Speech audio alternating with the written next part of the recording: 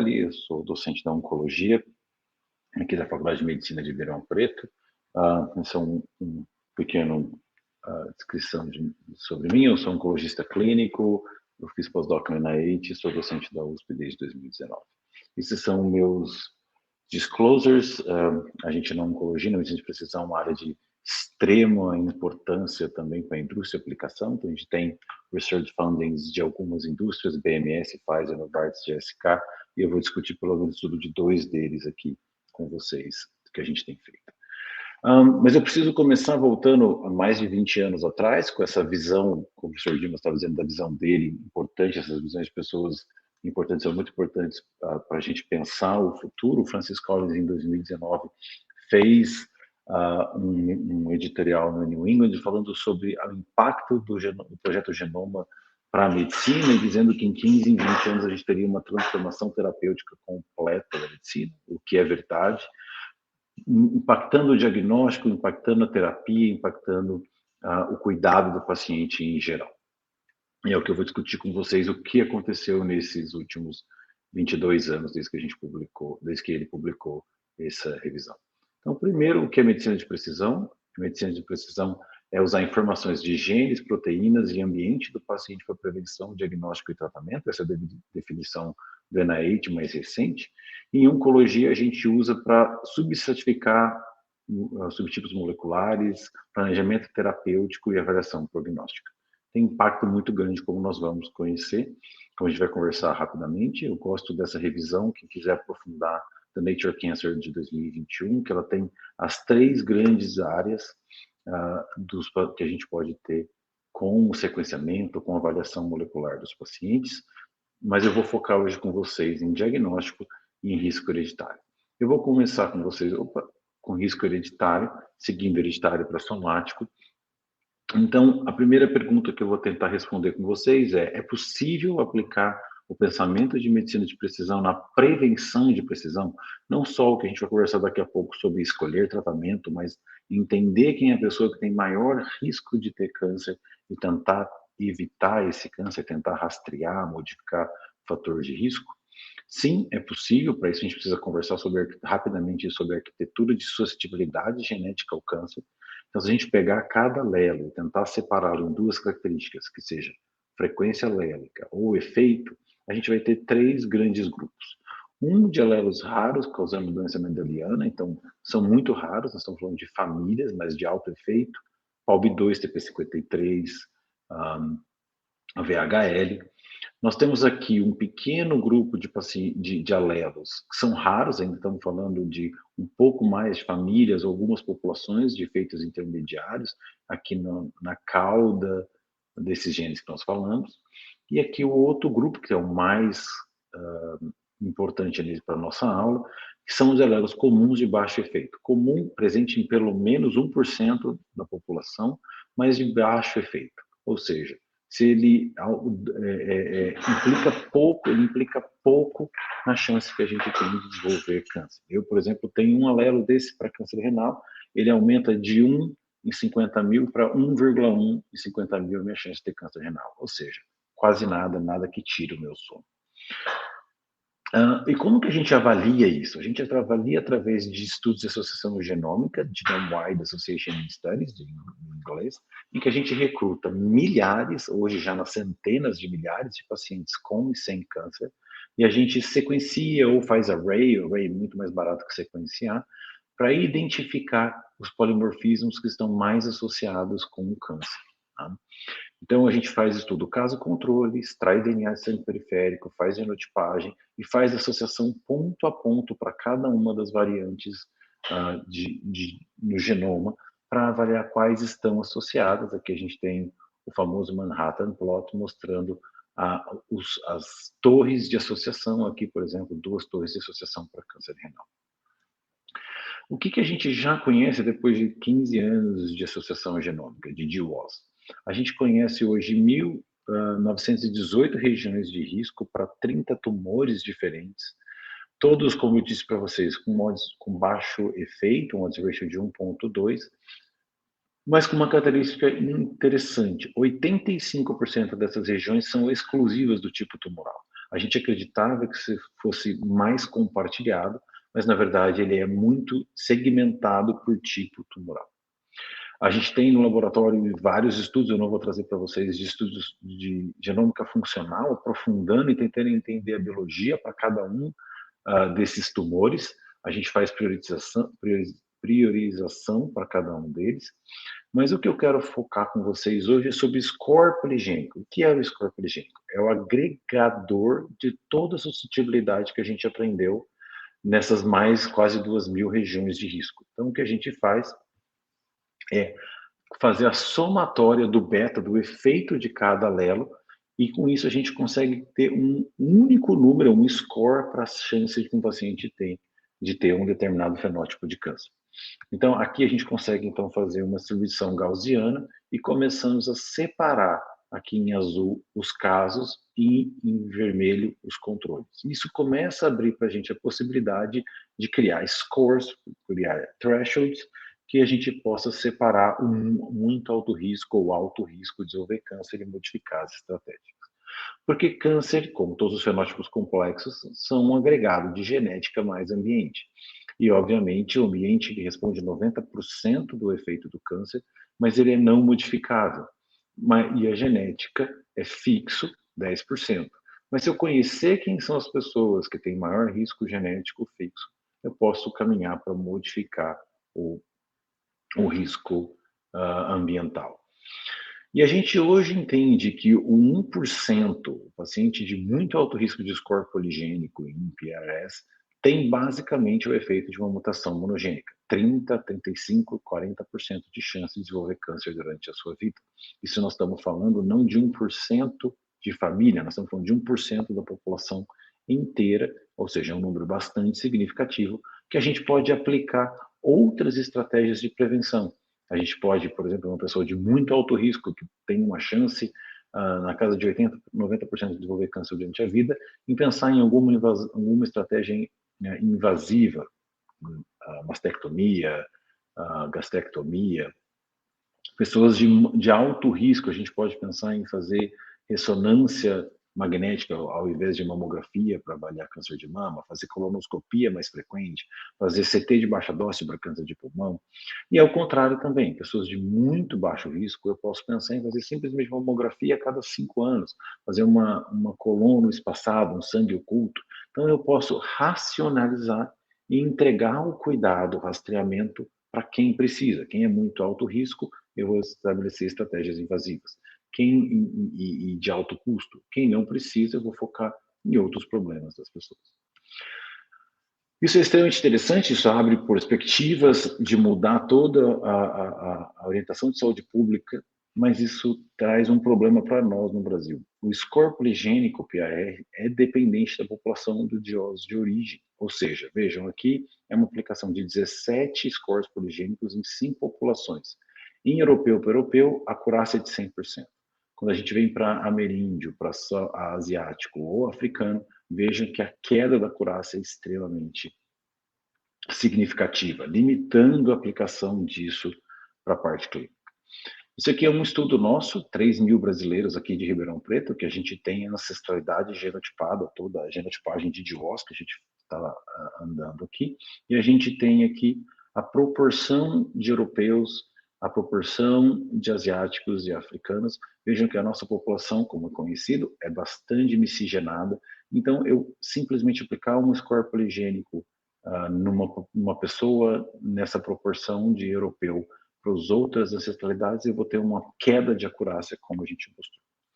Por isso que a gente tem um projeto chamado Código, com o Ministério da Saúde, um PRONOM, que a gente está recrutando milhares de pacientes com fenótipo para validar os scores e criar a estratégia de rastreamento específico para a nossa população.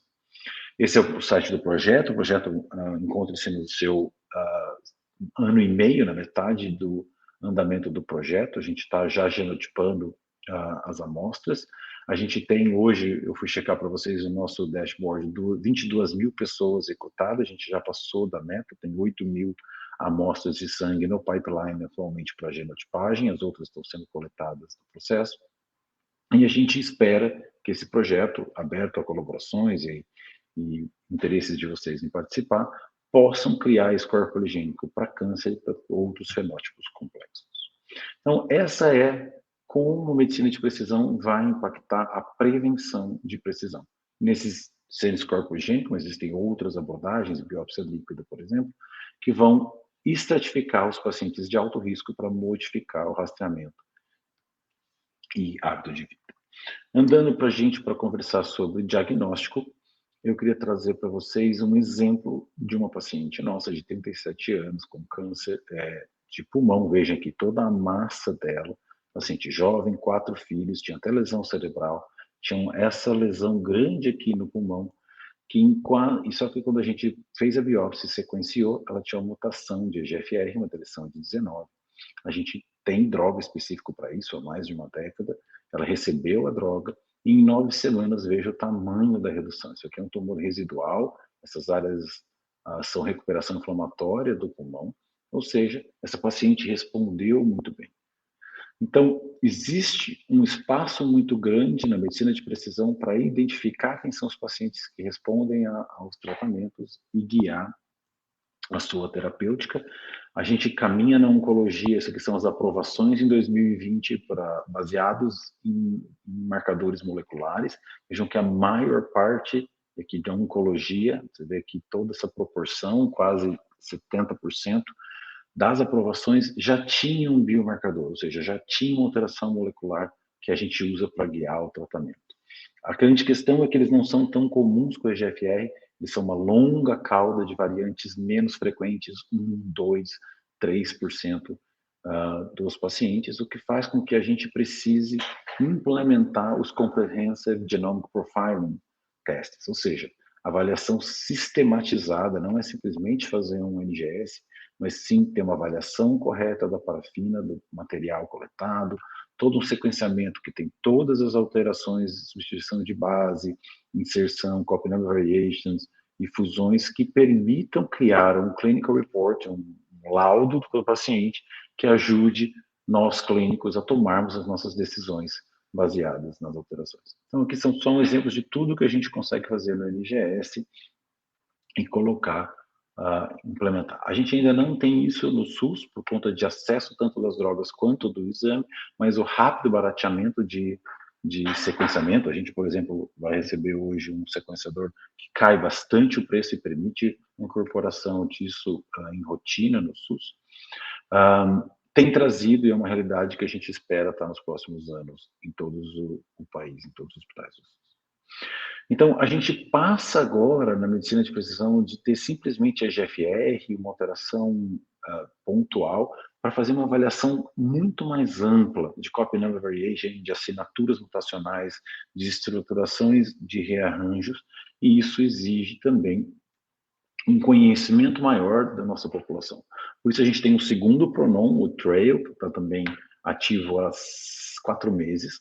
O TRAIL é um estudo só aqui do Hospital das Clínicas, com 1.200 pacientes de 15 subtipos tumorais, que a gente está fazendo assinatura mutacional e uma avaliação genômica ampla para identificar subtipos, etiologia, confirmar padrão de resposta específico da nossa população, específico do SUS, para guiar a incorporação de tecnologia aqui. E eu queria aproveitar nos últimos minutos e falar com vocês sobre a importância da genômica na oncologia. Não se restringe à droga-alvo ou à quimioterapia, ela também vai para a imunoterapia, que inicialmente foi desenhada para ser agnóstica e funcionando em todas as partes do sistema imune, atacando independente das características do tumor. Então, para quem não está acompanhando, os inibidores de checkpoints, prêmio Nobel há 3 anos atrás, tiveram um impacto tremendo na oncologia. Parece pouco, mas essa cauda aqui de 20% dos pacientes com melanoma estadio 4, metastáticos, vivos por 10 anos, é o que rendeu o Nobel. Isso mudou completamente a história da doença. Hoje a gente consegue elevar isso até 50% com combinação, mas às custas de toxicidades autoimunes, hipofisite, pneumonite, colite, tireoidite, dermatite, pancreatite, tudo isso é possível, porque a gente abre a caixa de Pandora do sistema imune. Então, além disso, é um custo muito alto, a gente precisa entender para quem que a gente vai dar um remédio tão caro, na casa de milhões de reais.